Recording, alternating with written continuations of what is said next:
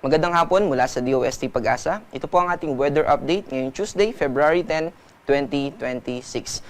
Based dito sa ating latest satellite image, patuloy pa rin na nakakaapekto sa buong Visayas at ganoon din sa southern portion ng Luzon at northern portion ng Mindanao itong shear line. Ito ay nagdadala ng mga kaulapan na nagdadala rin o nagdudulot ng mga pag-ulan. And also, mayroon din tayo nakataas na weather advisory o babala ng pag-ulan sa loob ng susunod na 24 oras ng at least 50 millimeters. Ito ay posibleng magdulot ng mga pagbaha. Kaya gusto po natin paalalahanan yung mga kababayan natin dito. Critical po yung lakas ng mga pag-ulan na kasalukuyan nakakaapekto sa atin dahil sa epekto ng shear line. Bukod po sa shear line, ay yung northeast monsoon o yung hanging amihan ay patuloy na nakakaapekto sa Luzon.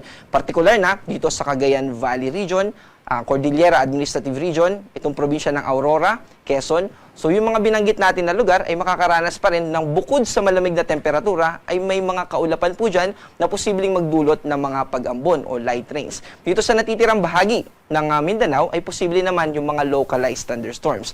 Dito sa Metro Manila at dito sa western part ng ating bansa, mas mababa po yung tsansa ng mga pag-ulan. Pero posible pa rin naman yung mga localized thunderstorm.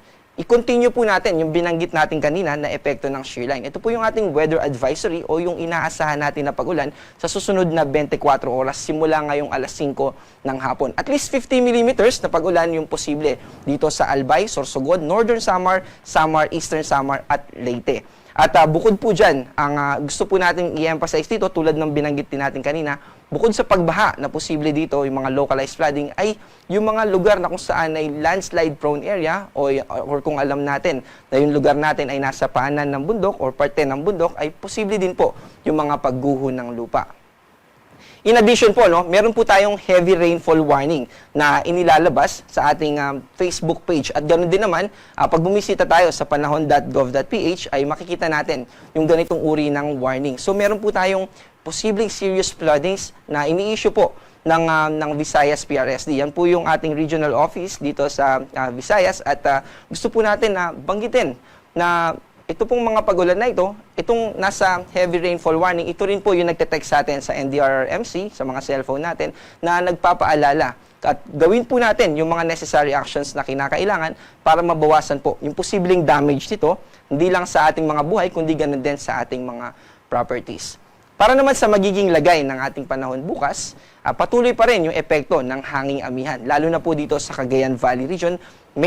Most parts po ng Eastern Luzon, except dito sa Albay at Sorsogon na naapektuhan ng shear line, ay makakaranas ng maulap na kalangitan at nandyan yung tsansa ng mga pag-ambon, light rains. Pero dito sa Metro Manila, mainly yung western part po ng Luzon ay mas mababa yung tsansa ng mga pag-ulan. Agwat ng temperatura dito sa Metro Manila ay 23 to 30, sa Baguio naman ay 13 to 22, at dito sa Tugigaraw ay 19 to 25 at sa Legazpi naman ay 23 to 28. Dito naman sa Palawan at ganoon din naman sa buong Visayas at Northern Mindanao, dahil po sa shear line ay makakaranas pa rin tayo ng mataas na tsansa ng mga pag-ulan. Ang agwat ng temperatura dito sa Puerto Princesa ay 24 to 30, sa Cebu naman ay 25 to 30, sa Cagayan de Oro ay 24 to 30, at sa Davao ay 25 to 33.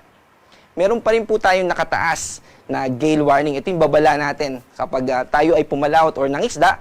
Ito yung taas ng alon na posible natin na ma-encounter. Hanggang 4.5 po na taas ng alon yung posible natin na ma-encounter kapag tayo ay pumalaot dito sa eastern seaboards ng Visayas. Particular na dito sa northern Samar at eastern Samar. Para sa magiging lagay ng ating panahon, sa susunod na 3 araw simula Thursday hanggang Saturday sa mga piling syudad sa ating bansa. Of course, hindi po natin ilalagay dito yung lahat ng mga syudad, pero kung halimbawa pinakamalapit, kung saan po tayo nakatira at yung pinakamalapit na reference natin na pwedeng gamitin dito, ay pwede po natin na pagbasihan. Dito po sa Metro Manila at sa Baguio, mananatiling mababa yung tsansa ng pag-ulan hanggang mag-weekends. Pero dito sa Legazpi, dahil sa epekto ng shear line, ay sa kasalukuyan po, ay maulap doon, pero bahagya po yan mababawasan. Pero by Saturday, aakyat po kasi yung shear line, kaya maaapektuhan naman, hindi lang pag halimbawa po ngayon naapektuhan niya mainly yung Visayas, unti-unti po sa paghina ng hanging amihan, yung shear line ay mag-shift paakyat papuntang Southern Luzon at paakyat po yan. At by Saturday, ang maapektuhan naman na shear line ay itong Bicol region.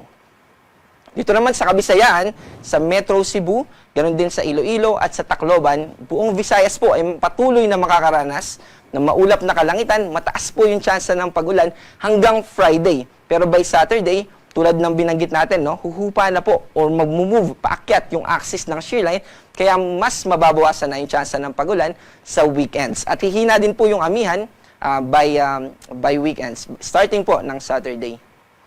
Dito naman sa Mindanao, yung trend po ng temperature natin ay paakyat dahil sa paghina ng amihan. So throughout Mindanao, ngayon po ay yung northern Mindanao at northeastern part ng Mindanao to be general ay maulap pa rin dahil sa shear line.